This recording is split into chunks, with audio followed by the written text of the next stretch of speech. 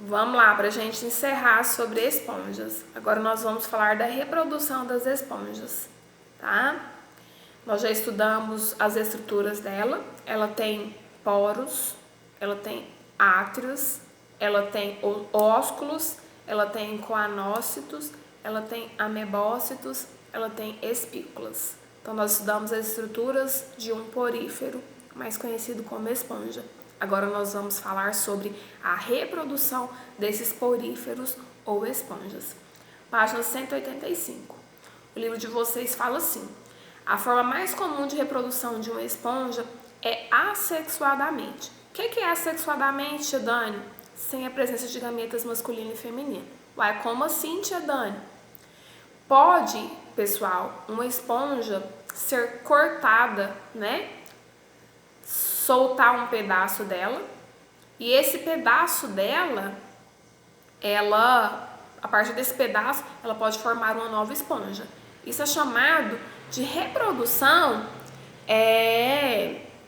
assexuada, mas existem outros meios também, tá? Tem a maneira sexuada e tem a maneira também sexuada, que é através de gametas masculino e feminino, tá? Então o livro de vocês fala assim: então ela tem forma de reprodução assexuada, que pode ser assexuada ou brotamento, por essa forma, por ela soltar uma parte, né? Uma parte da esponja, e essa parte que foi solta da esponja, ela pode regenerar e formar uma nova esponja. Isso é chamado de reprodução assexuada ou brotamento. O livro de vocês fala assim, ó: no processo, as esponjas formam pequenas saliências laterais chamadas de broto ou gemas. Esses brotos podem se separar da esponja que os originou, passando a constituir novos indivíduos ou permanecer ali, formando uma colônia. Então, essa é o tipo de reprodução assexuada ou por brotamento, por onde o que? A esponja, quando ela se separa, um pedaço da esponja, ela se separa da esponja, ela começa a constituir, formar colônias e formar uma nova esponja com todas as estruturas. Quais são as estruturas? Os poros, né? O átrio, tá? Os ósculos, os conócitos, que são as células especializadas, né, na nutrição, os amebócitos, que ajudam o quê?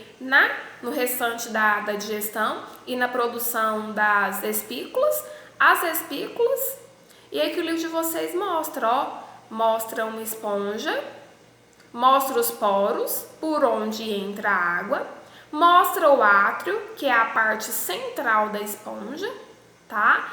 Mostra os ósculos, que é a parte superior por onde sai a água entra pelos poros e sai pelos ósculos.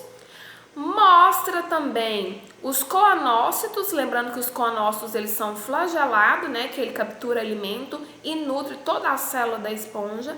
Mostra o amebócito, né, que é a célula que fica ligada aos coanócitos e a função dela é ajudar no restante da digestão dos coanócitos e também a produzir o que? As espículas, e mostra as espículas, tá?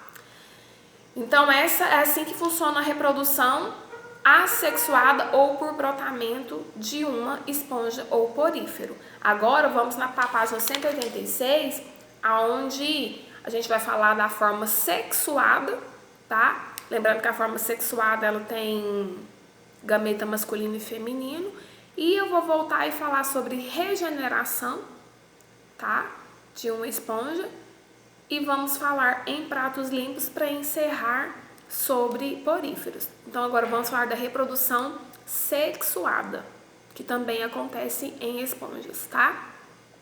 O livro de vocês fala assim: a reprodução das esponjas também pode ocorrer de maneira sexuada, mas esta acontece de forma menos frequente. Acontece, mas de maneira menos frequente. A maneira mais frequente de reprodução de uma esponja é de maneira assexuada ou por brotamento, tá? O livro de vocês fala assim: nesse caso, a partir dos coanócitos, formam-se gametas masculinos, que são espermatozoides, e gametas femininos, que são óvulos. No processo, né, os gametas masculinos de uma esponja são liberados pelo ósculo e podem fecundar o óvulo de uma outra esponja da mesma espécie. Caso ocorra a fecundação de cada célula, forma-se uma larva ciliada que se fixa, porque a esponja ela é fixa, ou séssil, como eu falei para vocês, originando o quê? Uma nova esponja. Então, para que haja reprodução sexuada, precisa que uma esponja libere um gameta feminino, outra esponja libere um gameta masculino, esses gametas masculino e feminino se encontrem, né? E fecundem, né, o óvulo, formando o quê? Uma nova espécie. Agora eu vou voltar aqui em regeneração, tá? O livro de vocês fala assim, ó. Uma das características mais interessantes dos poríferos ou esponjas é seu grande poder de regeneração, isto é, reposição de alguma parte do corpo que foi perdida ou lesada. Há experimentos que mostram que alguns amebócitos, lembrando que é a célula especializada, né, lá da esponja, no processo de nutrição da esponja, são retirados de uma esponja e separados entre si. Após certo tempo, essas células podem se agrupar novamente e se diferenciar nos outros tipos de células de uma esponja até a formação de um novo indivíduo. Esse tipo de regeneração aqui é uma forma de reprodução assexuada ou por brotamento, tá, pessoal? Aí, para poder encerrar sobre os poríferos ou esponjas, o livro de vocês fala assim, em pratos limpos. Nem toda esponja usada pelo ser humano é um porífero. É verdade, nem toda esponja usada por nós é um porífero. Por exemplo, nós usamos esponja de lavar vasilha, de tomar banho, e elas não são poríferos, tá? O livro de vocês fala assim, ó. Nem todas as esponjas usadas em processo de lavagem são espécies do reino metazoa, animal ou animalia. Existem esponjas que são extraídas de plantas e outras que são sintéticas, fabricadas de substâncias extraídas do petróleo, como as esponjas industrializadas, que mostra lá na página 183, que é a esponja de tomar banho, a esponja de lavar vasilha, tá? Então, nem toda esponja usada, ela é um porífero. Nem toda esponja usada por ser humano, ela é um porífero. Inclusive, o livro de vocês mostra uma bucha vegetal, tá?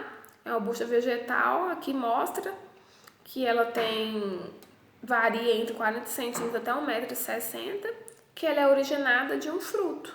E ela não é um porífero. Então, nem toda esponja usada por ser humano, ela é um porífero, tá? Existem esponjas que provêm de vegetais, né? Como é o caso dessa aqui, de plantas, perdão. E existem esponjas provenientes do quê? De fabricação sintética, que é a esponja de banho, né? Aquela fofinha, massinha, e esponja de lavar vasilha. E assim a gente encerra, né? Sobre os poríferos, tá, pessoal?